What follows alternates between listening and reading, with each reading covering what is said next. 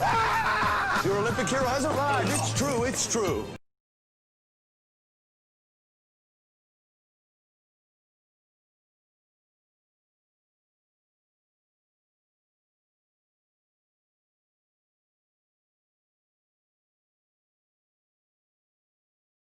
You're watching Fugitive Red-Eye, and welcome to another episode of Red-Eye Responds.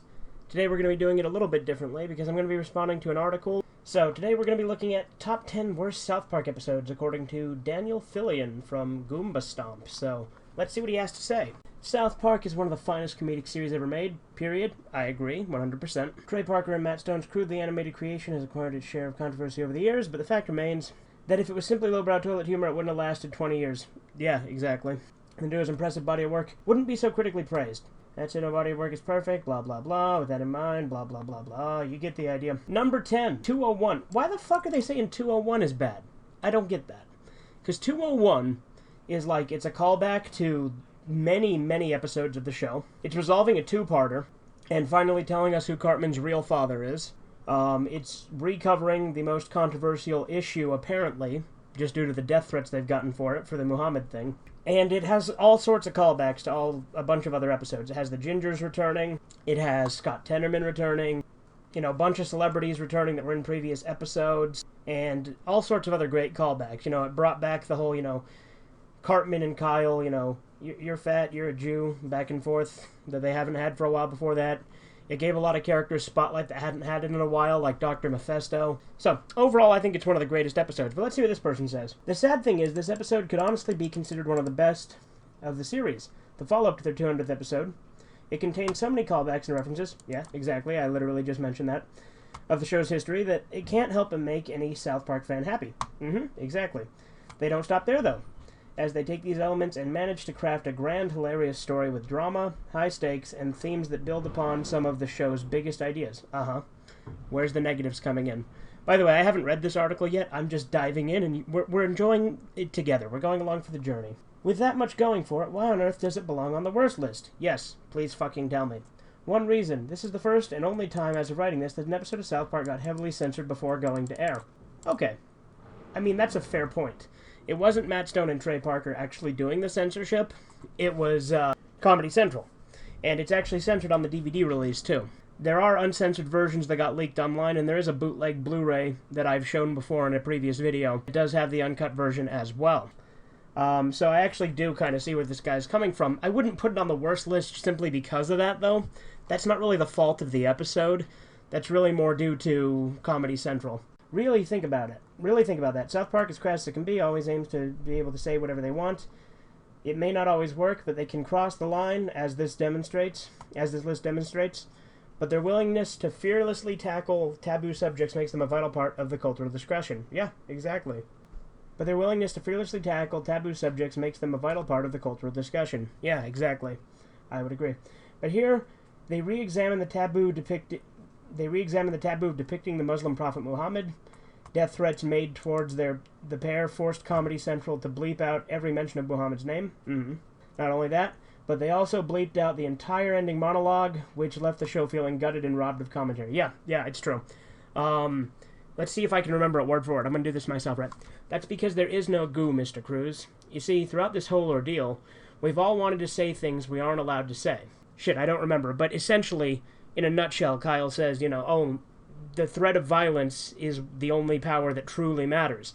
Basically satirizing the fact that the death threats they've been getting are the only thing that can apparently stop them from talking. Unfortunately ironic that speech got bleeped out, and that the episode was subsequently pulled. And, you know, the previous episode was also subsequently pulled, as was Super Best Friends. And now that it's on HBO Max, Cartoon Wars Parts 1 and 2 have also been pulled. I could argue that being robbed of its commentary was itself the commentary, but given how the first part went untouched, it can't help but feel that they were muzzled against their will. Yeah, they absolutely were. They made a statement about it. And while people are more than free to express their disgust for what Matt and Trey advocate at times, they should still be free to say it in the first place. Abso-fucking-lutely. All of that baggage sadly drags down otherwise great episode, cementing its position in this list. Again, I kind of get where he's coming from, but I think that's really unfair to put this on this list because of that. I think that's really unfair. Number 9, hashtag Happy Holograms. I agree. Actually, not a great episode. I think it was in my worst top 10, wasn't it? It used to be my least favorite episode, actually, so I'm almost tempted to gloss over this because I agree with it, but let's see what they say, right? Yeah, continuity was... They say it's never been done. That's not fully true. Season 6 had continuity, because they say Season 18 brought upon continuity and it's never been done. That's not fully true. Season 6 had continuity to an extent, and there were also a couple recurring themes earlier on, not to mention there were 2-parters, 3-parters, etc. earlier on, too. Because, you know, there was the Cartman's Mom is a dirty slut 2-parter, and there was the Meteor Shower 3-parter.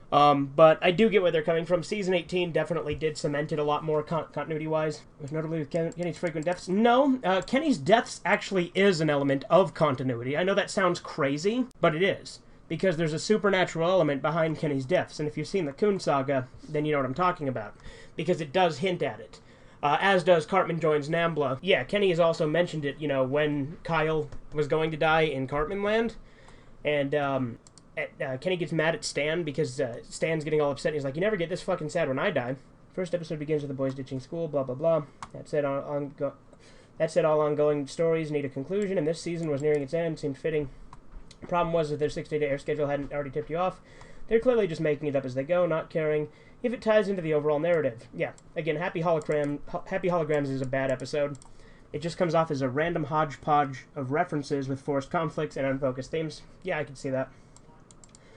South Park works when the creators have something to say, but all they have to offer here is new generation's fascination with Let's Plays, and that's it. Yeah, again, not a great episode. I completely agree. I think we've gotten the point. That's an okay episode at best. It's one of my top 10 worst. Pretty sure it was on that list. If not, feel free to correct me, but I'm pretty sure it was on my list. Number 8, It's a Jersey... Why? Why is this on the list? I love It's a Jersey Thing. That's a great episode. Like 201, this is an otherwise great episode brought down by one bad element. Unfortunately, this time it's Matt and Trey who must take the blame for this one.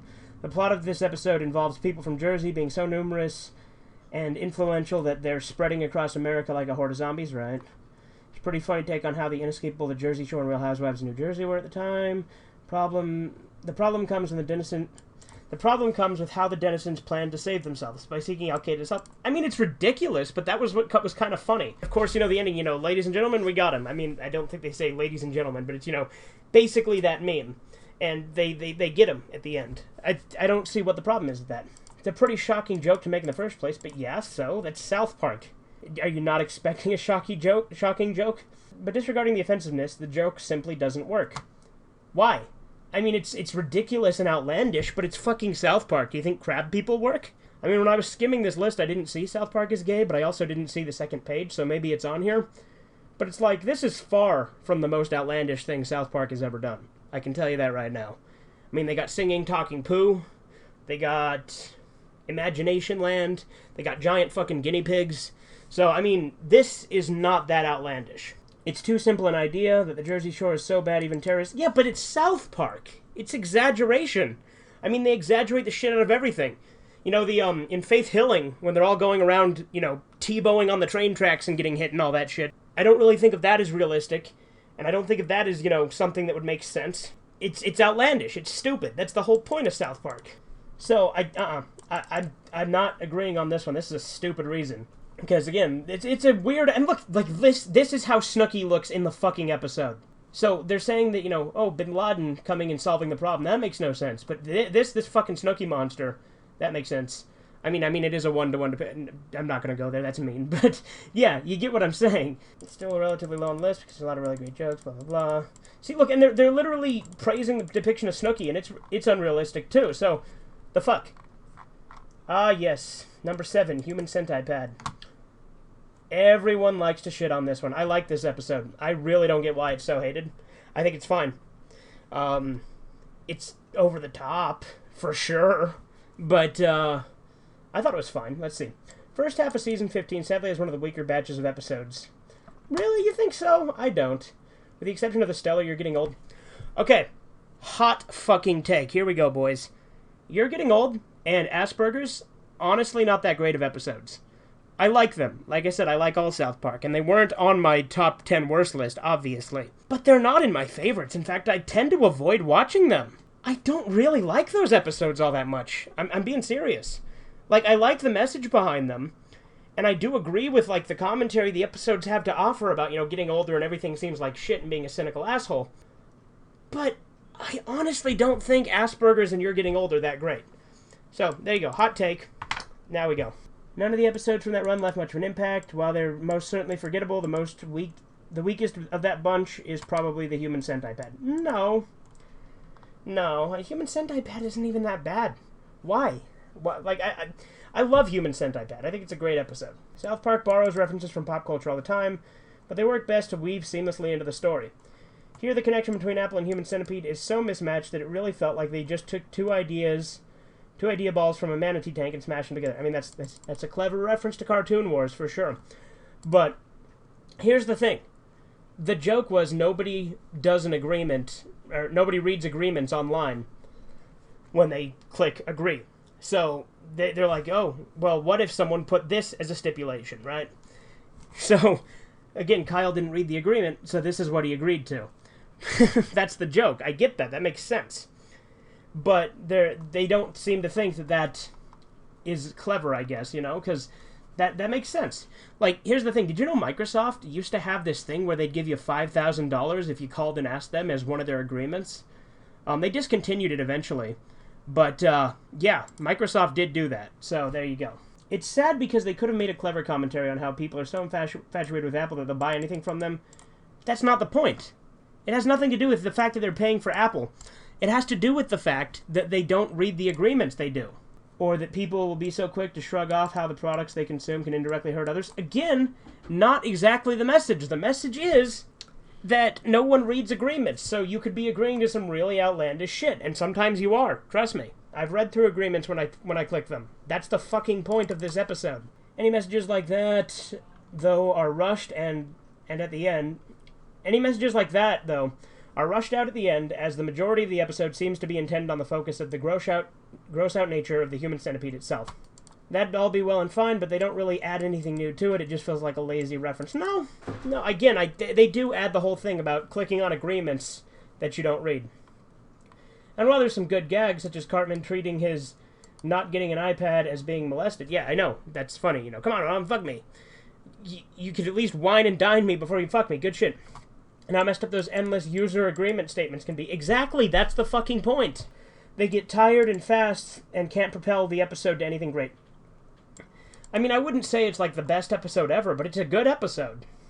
It just made South Park feel tired and dated, which, oddly enough, made You're Getting Old all the more potent.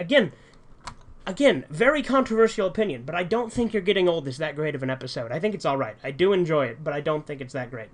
Number 6, toilet paper. Hey, Duty, how you doing there, buddy? Hope you didn't get too angry from this, because I know I sure did, because this is Duty's favorite episode. But as much South Park likes to be topical in addressing current issues, sometimes it remembers that its protagonists are just a bunch of 4th graders. Yeah, I love those episodes. That is why this is a good episode. And they decide to just let the boys be boys. Those are the best kind of episodes. And see where that goes. This has led to some great episodes like The List, Awesome-O, and Preschool, to name a few. Yeah, those are all great. But this dud, fuck you. You got the dud, not me. This is not a dud. From the 7th season is not one of them. Fuck you, yes it is. What does it in, again, how simple the gag is. The boys TP one of their teachers' houses, and that simple act of childish mischief is treated as serious as murder. Yeah, exactly. It's a childhood mentality. It's exaggeration. It is South Park. That may be enough to sustain a 3-minute sketch, but for a whole episode, there's just not enough meat on the bones. Fuck you. Yes, there is. It's a great episode. It seems like Matt and Trey knew this, as they incorporate a Hannibal Lecter-type character to fill out the rest of the story beats. While those parts aren't bad, no, they're fucking great. They're fucking hysterical. I love that character. They can't help but feel tired, given how often Silence of the Lambs had been referenced in other media at that point. So what? So what if other things had done it? It's a reference. I think it's fine. I thought that character was great. I thought that the weird shit that Officer Barbrady kept saying about how his uncle would do all that shit to him and how his mom would make him sit on all those people's laps and stuff. Weird and dark shit, but really funny. The funny thing is, from this very run they had a similar Boys Will Be Boys episode that worked way better, called Little Crime Stoppers. I love Little Crime Stoppers.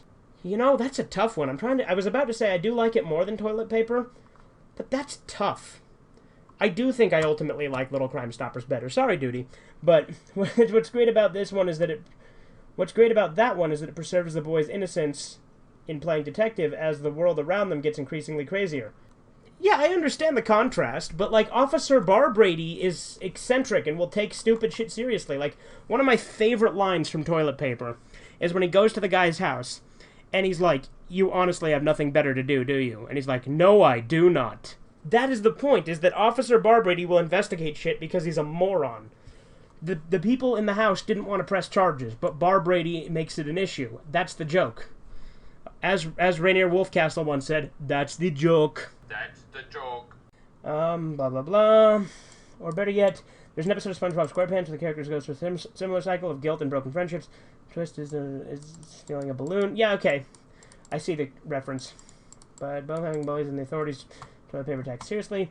It results in just having nothing but absurdity. Yeah, I love the fucking absurdity. It doesn't have to be grounded in reality. So it says nothing bound, and with nothing grounded in reality to keep it. It doesn't have to be. This is South Park.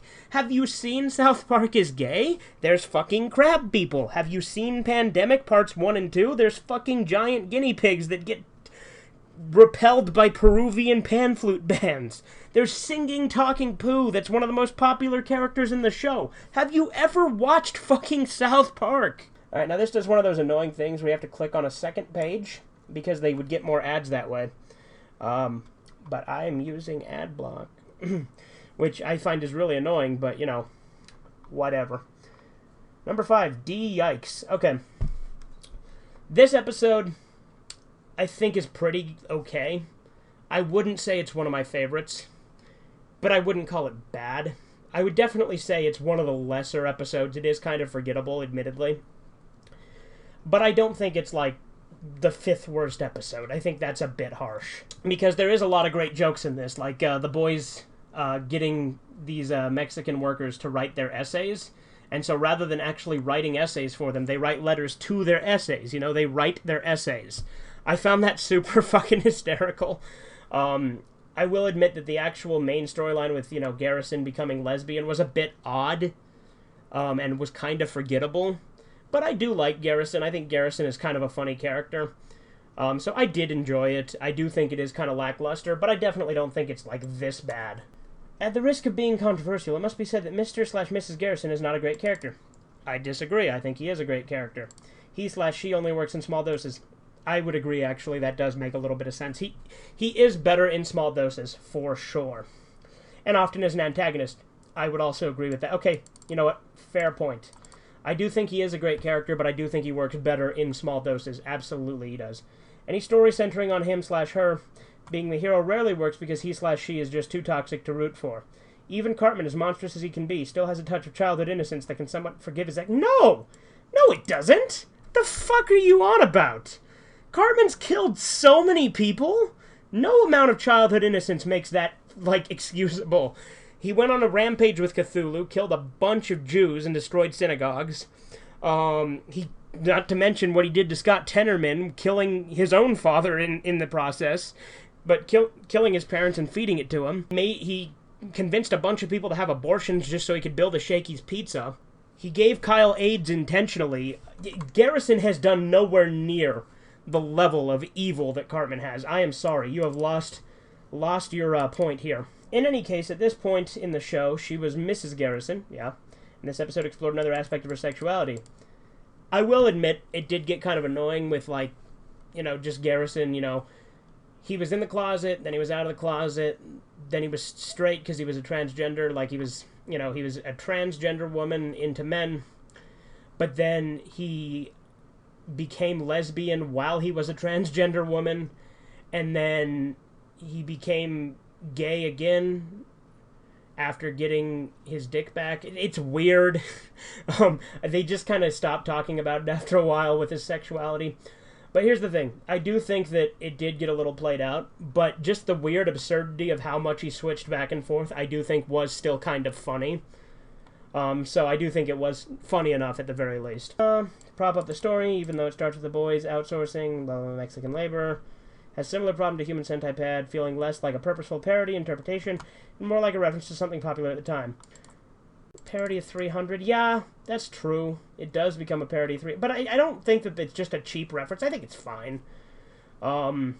It's not like the especially clever classic Return of the Fellowship of the Ring to the Two... Okay, this is my favorite episode, Return of the Fellowship of the Ring to the Two Towers. So I appreciate that you praised this one here. We'd have had a problem if not. They're just fighting over a nightclub from would-be Persian buyers. Meanwhile, Miss Garrison found out, blah, blah, blah. Anyway, South Park is ripped on other shows like Family Guy for relying on cheap referential humor, but this episode indicates that even they are not immune to it. I mean, again, I think that D-Yikes is, like, fine, and I do enjoy it, and I have rewatched it multiple times. And there are a lot of good jokes in it, like writing their essays. I think that's, like, the funniest joke in it. But I will admit, it is kind of a forgettable episode. So, I'm not going to necessarily say that this shouldn't, like, be considered for the list. I don't think it should be on the list, because personally I don't think it's that bad. But I definitely think it is forgettable. Alright, number 4, A Million Little Fibers. Okay, I like this episode quite a bit, actually. You know, Tally writing a book, Oprah's body turning against her. I thought that was a funny little side plot. It was stupid. Absolutely, it was stupid, but that's what made it great. Just the sheer, like, absurdity of it. I like this episode quite a bit, actually. Like, a lot of fans don't like this episode. I think it's pretty funny. At the onset, it was stated that for an episode to be considered among the worst, it had to create a strong emotional reaction. This episode is an exception, though. And to be honest, its placement on this list is more out of pressure from many South Park fans who see this as one of the worst. They said it's hard to argue... That said, it's hard to argue against those claims. Again, I found the B-plot with Oprah's, vagina and asshole being sentient was pretty funny. I think, Tally pretending to be human and calling himself Stephen McTally was kind of funny. I don't know. I thought this was a fun episode. I disagree with the placement here. While Tally can be a fun side character, he was intentionally created to be the lamest character ever. That is true. And as such, can't carry an episode on his own. I disagree. I think he's great in this. Beyond that, there's a plot. I can't believe I'm writing this. Oprah Winfrey's vagina and asshole plotting to get her fired from work and eventually hold up reporters at gunpoint. Yeah, I remember.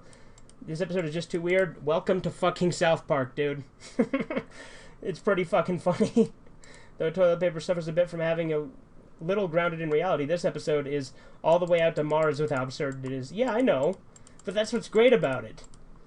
Matt and Trey both admitted, they basically put weirdness on top of weirdness, which is what makes it funny. I actually really like it, because, again, when South Park gets really outlandish and out there, I find that fun, and I think that that's fine. I think that this is just wrong. What were they thinking, blah, blah, blah. I think it's fine. I think it's funny. Number 3, Ginger Kids. What the fuck? What the fuck is wrong with you? Why would you put Ginger Kids on here? Ginger Kids is a fucking classic. Why is it on here? This is literally the episode that gave birth to the internet sensation that is Copper Cab. And it's a classic. I love this episode. Let's see. Why do they hate it? South Park often gets labeled as hateful given some of the taboos they address. And while there's some valid criticisms of their work to be had, it's disingenuous to lump them along with that unpleasant crowd. They just seem like two people doing whatever makes each other laugh, and likely don't have any serious prejudices to be concerned about. Absolutely. Matt and Trey just like to have fun, because that's what the boys do. You know that song, Girls Just Want to Have Fun? No. The boys just want to have fun. That being said, this is an ugly, vile episode that has no reason to exist. What?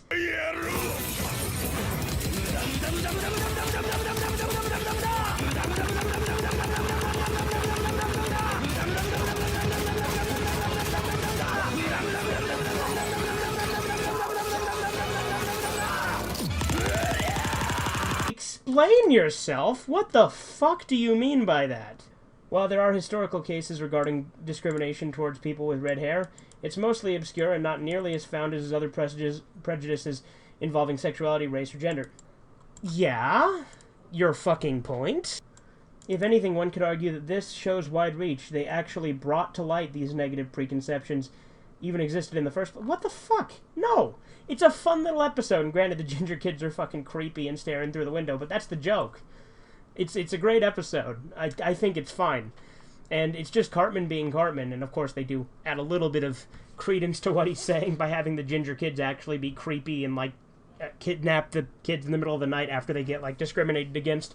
But, I mean, it's an allegory, and it also, you know, has Cartman go through it and actually not learn anything, because he just 180s and flips them back, but I think that, you're taking this a little too seriously, boo-boo. The thing is, this could have still worked, and it did. It could have been used as a statement to harp on how arbitrary and absurd racial discrimination is, and it does, to an extent. And at first it seems like they're heading in that direction. After Cartman delivers a hate speech on ginger kids for a presentation class presentation, Kyle takes it upon himself to stand against his rhetoric and prove him wrong. Yeah, unfortunately for him, he discovers parents who are ashamed and terrified of the ginger kids. Yeah, it was funny. It was really funny. Look, the only thing that needs to be justified in my book is that it was fucking funny. Whether or not it is mean-spirited, cruel, or even to an extent hateful, as long as it was funny and not like a serious, like, discrimination against someone, I don't got a problem with it. Ginger Kids is fun. That is the fucking point. While the kids are eventually swayed by Cartman, who's led to believe he turned ginger to be hateful themselves, this isn't treated as a sad commentary on the state of our world. Doesn't have to be, it's a cartoon. But just as a natural, logical consequence. Ultimately, what dooms this episode is that the satire has no point at all. It doesn't have to. Jokes don't have to have a point, per se. They can, and they usually do, but they don't have to. And I think that it's okay to just have fun with this kind of stuff from time to time. And if that wasn't bad enough, this episode inspired Kick a Ginger Day. I mean, I don't agree with that. At certain high schools, I think that's bad. I don't like that. But if you're going to try and say that this episode is responsible for that, then you're just as bad as the people who say that Beavis and Butthead is responsible for some kid burning down their trailer, or that Doom is responsible for Columbine. You can't do that. While I do think that this is fucked up, I don't think that you can do that. Leading to actual description, blah, blah, blah, blah, blah, blah. Fuck off. It's a cartoon. Some kids took it out of hand, but that's just how the world works, dude. Alright, number 2, Mr. Garrison's Fancy New Vagina. Yes, I know, shocking. Oh boy. It's everyone's favorite episode to hate. I really actually don't think it's that bad. I like the absurdity of it. The only thing I hate about it is the actual footage that they show. You know, the live-action sex change footage. That is the one thing that I don't like about this episode. But literally everything else about it I think is kind of funny.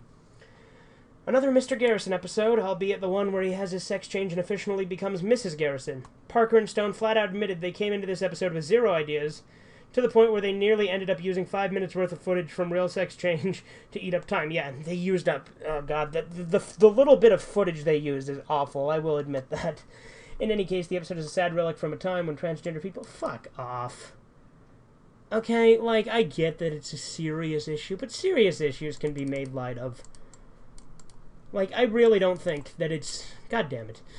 I should have figured they were going there, but I don't think, like, you know, it's fun. It's not a real person. It's Mr. fucking Garrison, and I think that it's not necessary... Like, it's not politically correct. It's certainly not, but I don't think that you need to take it seriously, because South Park isn't politically correct. You know, despite the fact that they literally have a character that exists for that reason now, I don't think that it ever was politically correct. And to just specifically get mad at this episode for that reason, I think is just being a little bitch. Okay? Because I really don't think that it's that big a deal. I'm honestly not going to get into that. Garrison's transformation into Mrs. Garrison, Spiles vs. Kyle and his dad have their own cosmetic surgeries. Yeah, it's pretty funny. Especially Kyle's dad becoming a dolphin. As offensive as the joke is, implying that those various surgeries are comparable. I mean, I'm not going to go down that rabbit hole, but I mean, it is still a weird thing. I know it's a serious issue, and I say everyone has a right to be who they want to be, but at the end of the fucking day, it is weird. And to pretend it's not weird is lying to yourself. And I think that it certainly shouldn't be judged when people, you know, have these problems. Because it is a disorder. Gender dysphoria is an actual disorder. It is. A lot of people don't even like to acknowledge that anymore, because it implies that it's somehow an illness. But the fact is, people genuinely do suffer from it. And sometimes transitioning is the proper solution. I personally am of the belief that it should be a last result solution, because it is a permanent solution. But ultimately, I think it can be a valid solution. And at the end of the day, someone makes that change to themselves, I am fine with it. But to think of this episode as really being that egregious, because it depicts it in kind of a comedic light, I think is just being on a soapbox, in a sense, to be like, look everyone, I accept trans people. Look, I do. I think everyone, for the most part, either accepts, or at the very least is indifferent. I think that there are genuine bigots out there, and I do think it is a legitimate problem. But I also think that it's become kind of a trend. And there are many people who I don't think genuinely suffer from gender dysphoria that pretend that they do because they want to seem cool and special in today's day and age. So, don't want to go on a whole tirade about that. I've already gone far enough, I think, and I've already probably gained some hate for that. But it's a goddamn cartoon. Number 1, ManBearPig. I mean, despite the fact that they literally, apologized for this episode by doing time to get cereal and nobody got cereal because they came to realization that they are perceivably wrong about the message behind this episode. And I say perceivably for a reason, because I don't think everything is 100% proven, but I do think that climate change is definitely a problem. I'm not going to be a denier, I do think it is a problem. The extent of it I do think has been exaggerated, though. And so this satire, ManBearPig, especially at a time where it was largely unproven when this episode came out, it still worked at the time. And although they basically apologized to it with the 2-parter in Season 22. So I don't think that this episode is bad. If anything, it becomes a nice retroactive 3-parter, because nobody believes Al Gore at first, and then in the end it turns out he was right the whole time. So, take that as you will. As I said, I do think climate change is an issue to be looked at, for sure. But I think that this episode is a fun episode. And, here's the thing. Although I do agree that climate change is a serious issue, Al Gore is kind of a dick. I mean, every politician is a dick.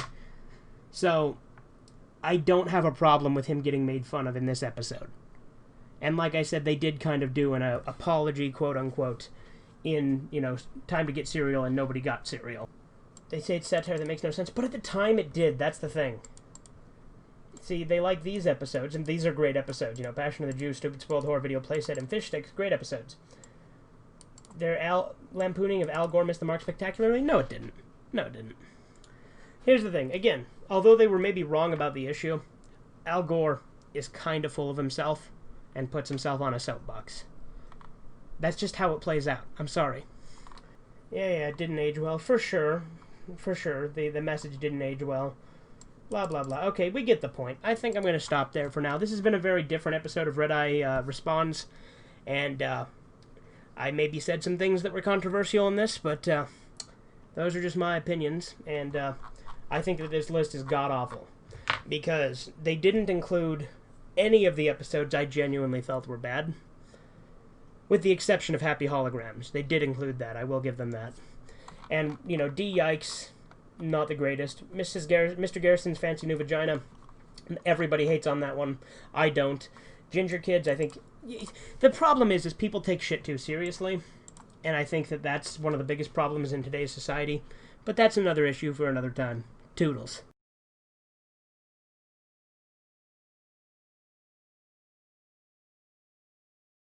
That sucked. I'm sure glad that's over with. No!